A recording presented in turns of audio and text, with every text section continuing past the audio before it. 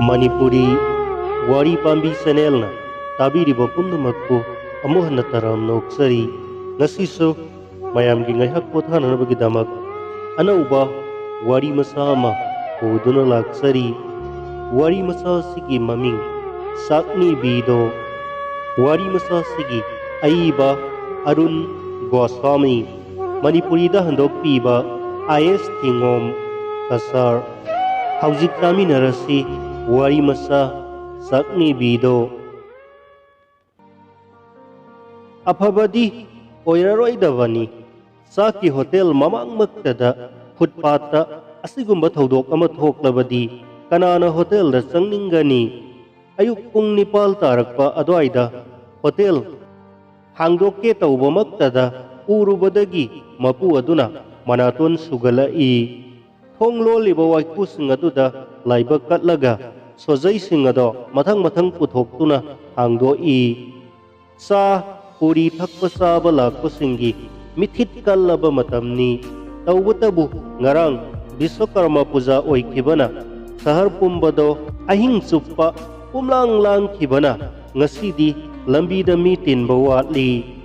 gari su isen senadabana mi lakpasu watli kung hangdoklaga thongjinda laiba kattuna sanglaga selgi upu amasong atay upu khudingmakki mamangda lepladuna kurumle matam amada communist ki mitinda Marxism gi wafam kaya thongna una nganglambana mina mahakku CPM ni hainasu khangnai adugumba communist ki sang thauraba mioi aduna pithai gi konda hapliba ising aduda luksillaba hainau mana ani aduna purohit kumna dukan gi polam khibikta ising thikto i numidang pung tarama thoida table chokri na singbado samthoklaga hotel thingzilambani dup masai ama samlaga tukal pumbada koina satuna manam chai thoi masindasu murum murum sonduna koirabagi matungda mithai hapliba almira gi mathakta thechilli masigi matungdagi di asaubagi laison solakle hotel gi nupa masa singatu da haira i hai yengu taribra noibo masibu asum haina atum thamlabadi dukalda kanana changningani tanthokna na bohonaune ijero charage hairaduna hotel gi mamangda nupi aduna sonduna laidi marak marakta hongaida kanna lauraduna makhong makutusu kanthokli hotel gi nupa masa singado mapungning di nupi adubu yingning lambani mapugi athang thanglabani na manakta sangsinduna yenglai amuksu manungdagi laurai nakoibu aduda cinema yenglibro natraga thuna maktat kinanaba honadribro ektabaga nupa masa singaduna laurai hai chatro mafam asidagi thuna maktatro adudagi makoina chejet polythene tasilaga langsilai nupi aduna maduda karimatana sungbide samugi haksangda kang haing tongbagumbani marak marakta makhong makhut hairaduna laurai haubadi haugatte asomda pung mapal tasilakle mase lairabadi customer karamna sangningani khalladuna dukan mapu aduna laurai ai suren somna laune nupi asigi masada ising asaba khara hijilu sone is sakhe kanida pokloidrane adu ngamdragana ne hangatuna puraga anangi phamungda hibaluso mapugi wangang se tabada surengi mapukningda nungaitrabasu atopa hotel boy amadi kanna nungaijari mapugi mapukning penanaba magte ising asaba khara hapsilaga porakle ising asaba do khajik khajik tauduna saisillabada nupi ado mamit langthokladuna tengthaba horakle matang asida lin sanabagi kumai yengbagi matagum akoibada mina pumthan thankhre khajik arapada laiba rickshaw station dagi rickshaw wala singadu laktuna yenglare hotel gi wangtak tauba gadi da phamliba utpal pujari di sauning bana sakle maramdi nungti gi tanja se yorokpada rupa chani chani yankhai mukti phangbaduna ngasi di rupa chama phauba phangdri mapungning da khanjai ꯇꯤꯜꯂꯤꯕ ꯃꯤꯌꯥꯝ ꯑꯁꯤꯗꯒꯤ ꯈꯥꯏꯕꯣꯛꯇꯪ ꯆꯪꯂꯛꯇꯨꯅ ꯆꯥ ꯁꯤꯡꯒꯔꯥ ꯖꯤꯂꯤꯕꯤ ꯆꯥꯔꯕꯗꯤ ꯂꯨꯄꯥ 1,000 ꯃꯨꯛꯇꯤ ꯐꯪꯂꯒꯅꯤ꯫ ꯃꯥꯗꯤ ꯅꯨꯄꯤ ꯑꯁꯤꯒꯤ ꯃꯊꯛꯇ ꯄꯪꯁꯥꯎꯗ ꯁꯥꯎꯅꯤꯡꯂꯤ꯫ Communist ꯅꯠꯇ꯭ꯔꯒ SFIꯒꯤ ꯃꯤꯁꯛ ꯑꯣꯏꯔꯝꯕꯗꯨꯅꯁꯨ ꯍꯦꯟꯅ ꯈꯥꯡꯕ ꯉꯝꯂꯛꯇ꯭ꯔꯦ꯫ ꯁꯥꯎꯅꯤꯡꯕ ꯍꯦꯜꯂꯛꯄꯗꯒꯤ ꯃ꯭ꯌꯨꯅꯤꯁꯤꯄꯥꯂꯤꯇꯤꯕꯨꯁꯨ ꯊꯤꯅ ꯆꯩꯕ ꯍꯧꯔꯦ꯫ ꯄꯨꯡ 10 ꯇꯥꯁꯤꯜꯂꯛꯂꯕꯗ ꯅꯨꯄꯤ ꯑꯗꯨꯒꯤ ꯈꯣꯜꯂꯥꯎ ꯀꯟꯈꯠꯂꯛꯂꯦ꯫ ꯊꯋꯥꯟꯊꯥꯒꯤ ꯃꯩꯁꯥꯅ ꯀꯣꯛꯊꯛꯇꯅꯤ꯫ ꯃꯅꯥꯛꯇ ꯂꯩꯕ ꯑꯋꯥꯡ-ꯑꯋꯥꯡꯕ ꯕꯤꯜꯗꯤꯡꯒꯤ ꯕꯦꯜꯀꯣꯅꯤꯗꯒꯤ ꯃꯧ ꯂꯩꯁꯥꯕꯤꯁꯤꯡꯁꯨ ꯐꯨꯠꯄꯥꯠꯀꯤ ꯀꯨꯝꯍꯩ ꯑꯗꯨ ꯌꯦꯡꯂꯤ꯫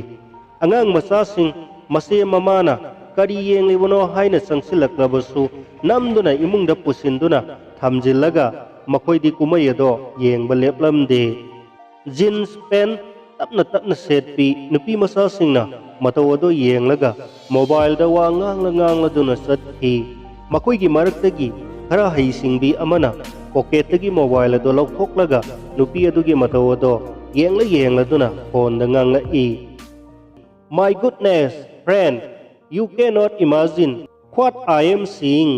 You see probably this many people. You can also enjoy it if you come now. No, I cannot meet you today. Goodbye." ꯂꯩꯁꯥꯕꯤ ꯑꯗꯨꯅ ꯅꯨꯄꯤ ꯑꯗꯨꯗ ꯌꯦꯡꯂꯒ ꯃꯇꯤꯜ ꯁꯤꯠꯂꯤ꯫ ꯐꯨꯠꯄꯥꯠꯇ ꯑꯣꯟꯊꯣꯏꯗꯨꯅ ꯂꯩꯔꯤꯕꯤꯗꯣ ꯃꯔꯛ ꯃꯔꯛꯇ ꯈꯥꯡꯕ ꯉꯝꯗ꯭ꯔꯗꯨꯅ ꯂꯥꯎ ꯈꯣꯡꯂꯤ꯫ ꯅꯨꯄꯤ ꯑꯗꯨꯕꯨ ꯗꯨꯀꯥꯟꯗꯥꯔ, ꯔꯤꯛꯁꯣꯋꯥꯂꯥ, ꯊꯦꯂꯥꯋꯥꯂꯥ ꯂꯝꯕꯤ ꯆꯠꯄ ꯈꯤꯕꯤꯛꯅ ꯌꯦꯡꯂꯤ꯫ ꯂꯝꯕꯤꯗ ꯂꯦꯞꯂꯤꯕ ꯇ꯭ꯔꯥꯐꯤꯛ ꯄꯨꯂꯤꯁ ꯑꯗꯨꯁꯨ ꯗ꯭ꯌꯨꯇꯤ ꯇꯧꯕꯒꯤ ꯁꯔꯨꯛ ꯑꯃꯗ ꯅꯨꯄꯤ ꯑꯗꯨꯕꯨꯁꯨ ꯌꯦꯡꯂꯤ꯫ ꯃꯃꯥꯡꯆꯠꯇ ꯑꯉꯥꯎꯕꯤꯅꯤ ꯍꯥꯏꯅ ꯃꯤꯌꯥꯝꯅ ꯈꯪꯅꯔꯝꯂꯕꯁꯨ ꯊꯥꯡꯒꯩ ꯁꯦꯡꯕ ꯑꯉꯥꯎꯕꯤꯗꯤ ꯅꯠꯇꯦ, ꯆꯥꯛꯅꯤꯕꯤꯅꯤ꯫ ꯃꯥꯒꯤ ꯍꯛꯆꯥꯡꯗ ꯗꯥꯛꯐꯝ ꯂꯩꯔꯕꯁꯨ ꯃꯣꯠꯆꯔꯕꯁꯨ ꯑꯇꯥꯡꯕ ꯁꯥꯔꯤꯗꯤ ꯁꯦꯠꯂꯤ꯫ ꯀꯅꯥꯒꯨꯝꯕ ꯑꯃꯅ ꯆꯥꯟꯕꯤꯗꯨꯅ ꯄꯤꯕꯤꯔꯛꯄ ꯑꯣꯏꯔꯝꯕꯁꯨ ꯌꯥꯏ꯫ ꯍꯥꯏꯔꯤꯕꯤ ꯊꯧꯖꯥꯜ ꯍꯩꯕꯤ ꯑꯗꯣ ꯕꯦꯜꯀꯣꯅꯤꯗꯒꯤ ꯌꯦꯡꯂꯛꯂꯤꯕꯤ ꯅꯨꯄꯤꯗꯣ ꯑꯣꯏꯔꯝꯕꯁꯨ ꯃꯌꯥꯏ꯫ ꯃꯁꯝ ꯁꯝꯂꯥꯡꯗꯣ ꯏꯉꯥꯡ ꯉꯥꯡꯂꯗꯨꯅ ꯏꯀꯪ ꯀꯪꯂꯦ꯫ ꯔꯕꯔ ꯕꯦꯟ ꯑꯃꯅꯁꯨ ꯄꯨꯟꯁꯤꯜꯂꯤ꯫ ꯕ꯭ꯂꯥꯎꯁ ꯑꯃꯁꯨ ꯂꯤꯠꯂꯤ꯫ ꯃꯈꯣꯡꯗ ꯁꯦꯟꯗꯜꯁꯨ ꯇꯣꯡꯂꯤ꯫ ꯍꯛꯆꯥꯡꯗꯣ ꯍꯦꯟꯖꯤꯟꯅ ꯀꯪꯁꯤꯟꯈꯤꯕꯅ ꯂꯩꯁꯥꯕꯤꯔꯥ ꯃꯧꯔꯥ ꯍꯥꯏꯕꯗ ꯂꯨꯅ ꯊꯣꯛꯏ꯫ ꯃꯔꯝꯗꯤ ꯃꯥꯒꯤ ꯃꯇꯧꯗꯣ ꯂꯩꯁꯥꯕꯤ ꯅꯍꯥ ꯑꯃꯒꯤ ꯁꯥꯑꯣꯡ ꯁꯥꯗꯥ ꯑꯣꯏꯔꯛꯇ꯭ꯔꯕꯅꯤ꯫ ꯅꯣꯡꯃꯒꯤ ꯃꯅꯨꯡꯗ ꯅꯤꯖꯔꯒ ꯐꯪꯂꯛꯄ ꯁꯦꯜ ꯑꯗꯨꯅ ꯍꯣꯇꯦꯜꯒꯤ ꯆꯥꯛ ꯄꯨꯈꯝ ꯑꯃ ꯂꯩꯔꯒ ꯅꯨꯡꯊꯤꯜꯗ ꯆꯥꯔꯤꯕꯅꯤ꯫ ꯀꯔꯤꯒꯨꯝꯕ ꯃꯇꯝꯗ ꯃꯈꯨꯠꯇ ꯒ꯭ꯂꯥꯁ ꯑꯃ ꯄꯥꯏꯔꯗꯨꯅ ꯔꯦꯁꯇꯣꯔꯥꯒꯤ ꯃꯃꯥꯡꯗ ꯂꯦꯞꯂꯨꯕꯗ ꯍꯣꯇꯦꯜ ꯕꯣꯏ ꯑꯃꯅ ꯆꯥ ꯈꯔ ꯍꯩꯊꯔꯛꯏ꯫ ꯂꯣꯏꯅꯅ ꯄꯨꯝꯊꯔꯕ ꯁꯤꯡꯒꯔꯥ ꯅꯠꯇ꯭ꯔꯒ ꯀꯨꯔꯃꯥ ꯈꯔꯁꯨ ꯄꯤꯔꯛꯏ꯫ ꯎꯈꯣꯡ ꯑꯃꯗ ꯐꯝꯂꯗꯨꯅ ꯃꯥꯅ ꯆꯥꯔꯤꯕꯗꯣ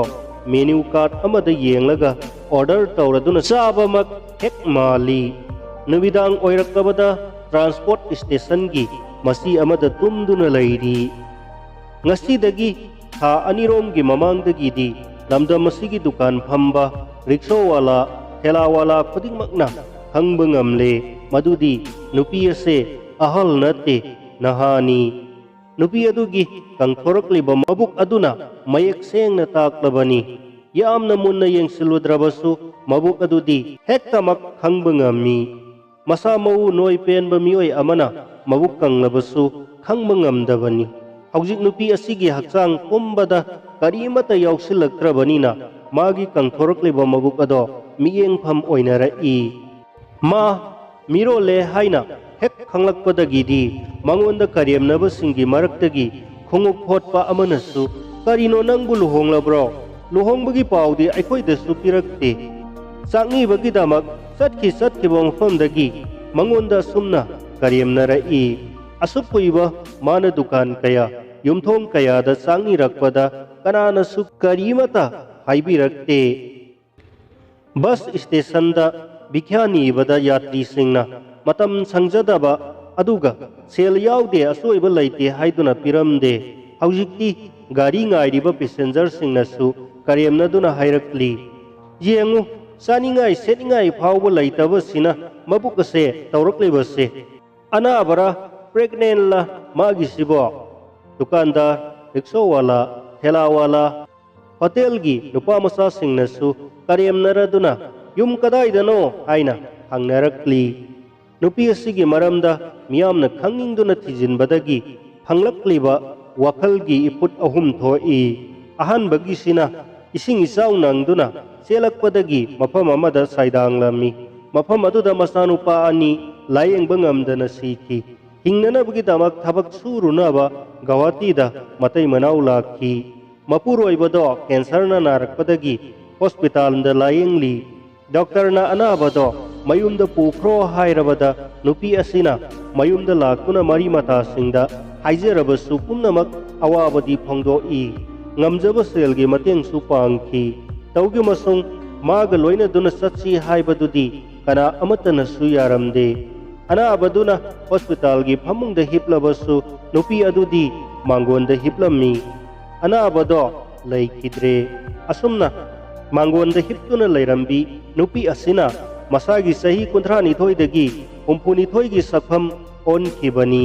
amasung sakni bigi saktam lau khibani वारी असे तानरबगी मतुंगददी पल्टन बाजार की मियोई सिंगदा नुंगाइतब फाउनरई मथंगी वखलगी इपुट असिना मबुक कंगबगी मरम असिनी मबुक कंगबसिना मपान थोंगदा खंगब ngamद्रबसु मनुंगददी ओक्तबी ओइरदुना नुमिदांगदा नुपासिंगा उनरीबनी मंगोंदा सिकना सेल पीबा मी लैबदुनाबु अफब मफिमरोल सेलिबनी बस स्टेशन की वेटिंग रूम दा तुमदुना लैगल्ली कनागा कदाइदा चानदुना अंगांग असे ओइरक्लिबनो हाइबसे रिक्शा वाला ठेला वाला सिंग फाउबना हंगनरीबनी वाहन कया हंगबसु पाखुमदी फंगद्रबनी मीना हंगलकनी हाइबदो कीबदगी कयासु चथोक्त्रबनी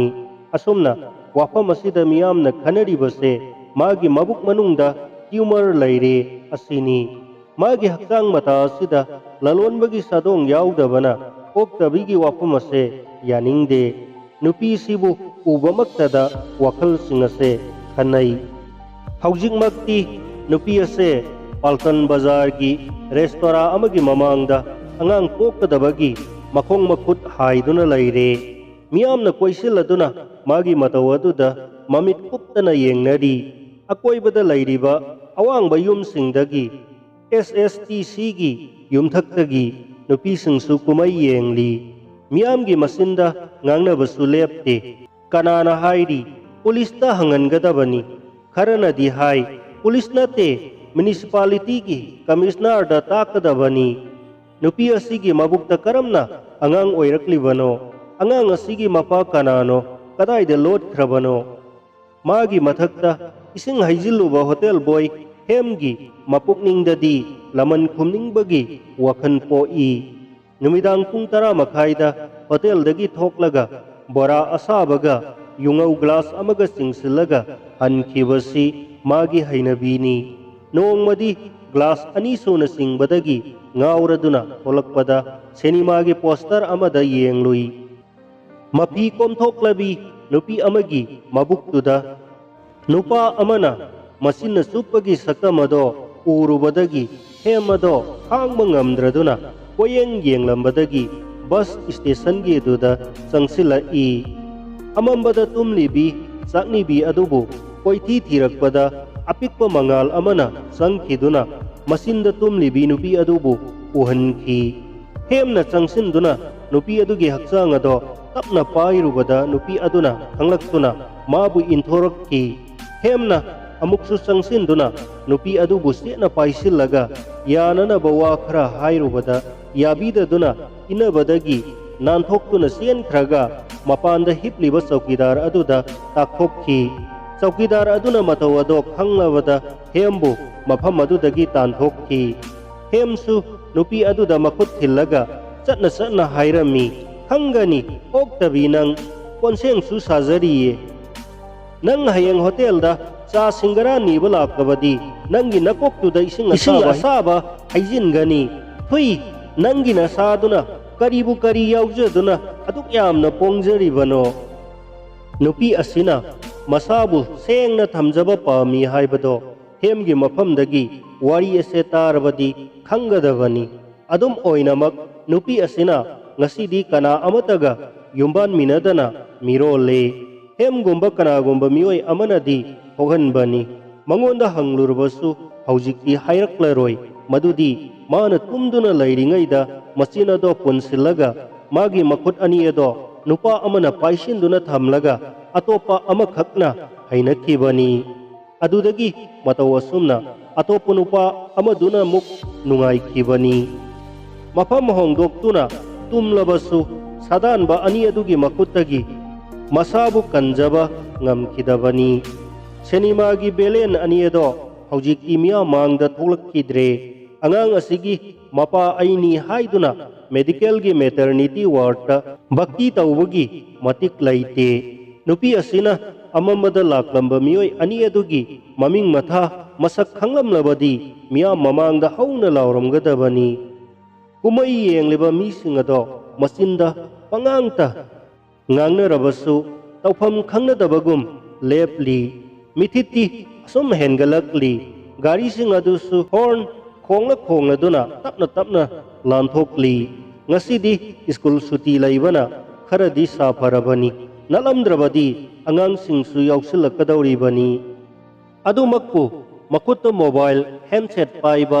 जीन्स पैंट सेटपा नुपा मचा नुपी मचा खरसु उबा फंगी मतंग असिदा अंगांगी मखोंग थोलकपदगी नुपी अदुना लाउ खोंगदुना मखोंग मखुत कंथोकपदगी सेलिबा मफी मरोल अदुसु सेतबगुम तौरे तपना तपना अंगांग नवादुगी हक्सांग खाइबोक मुक्ति थोरक्ले ngaihakang lairagadi angang ama malem laimaida taraklegani khajikang bab taba mioi kharana mobile da pol tauduna paltal bazar thana da khangan khi thaudo asigi maramda mayek sengna paudamli police ki maikai dagi mathong chaba paukum phangdra male handset ado thingzillaga police singi paron puron paladuna saiba haunarakle matang asida nupi asina ising haiduna laurakli adubu makoi kanamatana thausabi haina basu yaurakli man ising thake hairaga kanana no ising purakadauri basibo adubu ising kaubadi leplamde tanja sida angang ado tarakle makol thokna kablaktrabanina sirabani haina khangnare nupi adugi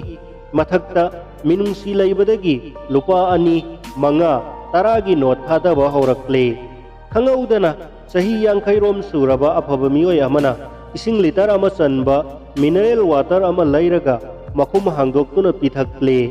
nupi aduna makuna tap launa mullaga batal ado pumteng tengna thakchin khre police laktuna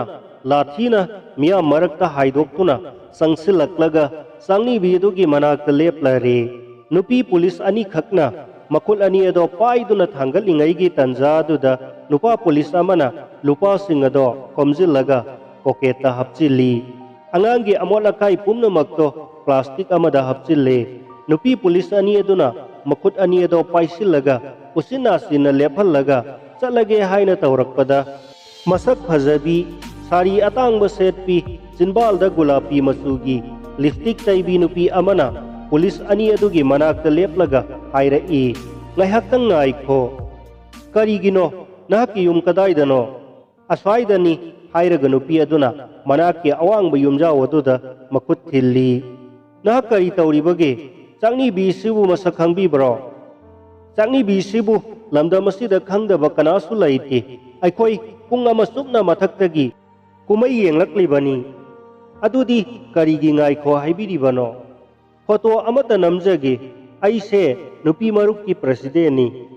करी की photo नमगदौरिबनो अखोई मार्च की सैथा निपानदा मियाम की ओइबा नुपी की नुमित पालन तौगदौरी मदुदा मु करी तौरुगनी photo सिना नुपी असिगी फोटो से इन लार्ज तौथोकलगा मिफम लेलदुदा उटकनी यामने अट्रैक्टिव ओइरगनी हाइरदुना नुपी अदुना कैमरा पाइरदुना कयरक हन्ना क्लिक तौरे adudagi nupi police ani aduna tapna footpath ta samladuna pukhibana amanba ambulance amada hapchin khre nupi ase matang sida ipang pangtharabani natrabadi mabu singduna puba mathamasida laurakadabani amaromda ising thakhibaduna chaning ta thakhibadagi wamanduna tumthakibasu oiramba mayai नुपी association की लुचिंबी अदुसु मपुकनिंग पेलदुना हनख्रे नुपी की नुमित अदुदा photo उत्पगी थौरम अमसु सोइदना यावरगनी लुचिंबी असिगी कैमरादा नमखिबा photo असिना इहेन हेनबा हाइबदुदी सोइद्रबनी अदुनाबु पुंग अमा सुपना मखुत्ता camera पाइरदुना balcony दगी मथक्तगी येंथरगा असिगुंबा तंजा से ngaiduna leiramlibani